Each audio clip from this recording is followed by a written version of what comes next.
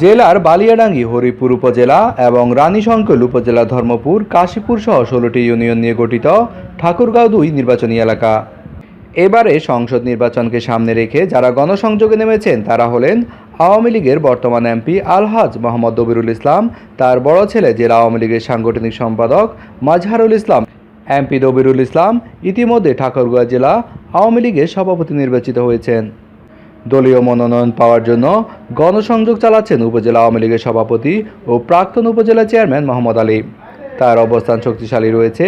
তিনি বালিয়াডাঙ্গি উপজেলা পরিষদের প্রথম উপজেলা চেয়ারম্যান ছিলেন।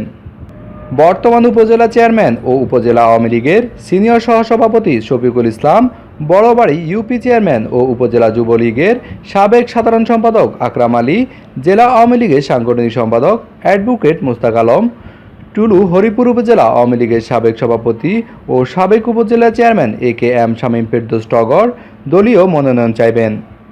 এই আসনে বিএনপির মহাসচিব মির্জা ফখরুল ইসলাম আলমগীরের পিতা মরহুম মির্জা রুহুল আমিন চকামিয়া এমপি ছিলেন।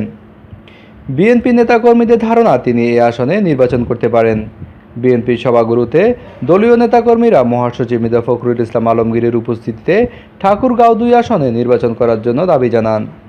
এই আসনে বালিয়াডাঙ্গি ও হরিপুর উপজেলার ত্রিবার্ষিক সম্মেলনে প্রধান অতিথি হিসেবে উপস্থিত ছিলেন বিএনপির নতুন মুখ, দেশের নামকরা চিকিৎসকের মধ্যে একজন, ডক্টরস অ্যাসোসিয়েশন অব ড্যাব এর কেন্দ্রীয় কমিটির সিনিয়র সহসভাপতি ডাক্তার আব্দুল সালাম।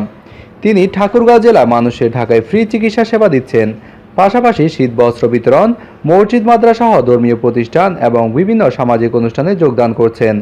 তার স্ত্রীও একজন চিকিৎসক। তিনি এবার বালিয়াডাঙ্গি উপজেলা বিএনপির সিনিয়র সহসভাপতির দায়িত্ব পেয়েছেন। তিনি মনোনয়ন পেলে নতুন চমক সৃষ্টি করতে পারেন। এছাড়া কেন্দ্রীয় কমিটির নির্বাহী সদস্য সাবেক এমপি জেড মর্তুজা চৌধুরী তুলা দলীয় মনোনয়ন চাইবেন। এই আসনে জাতীয় পার্টিতে একক প্রার্থী রয়েছেন। তিনি হচ্ছেন মহিলা জাতীয় পার্টির কেন্দ্রীয় সহসভাপতি ও জাতীয় পার্টির কেন্দ্রীয় কমিটির নির্বাহী সদস্য নুরুন নাহার বেগম।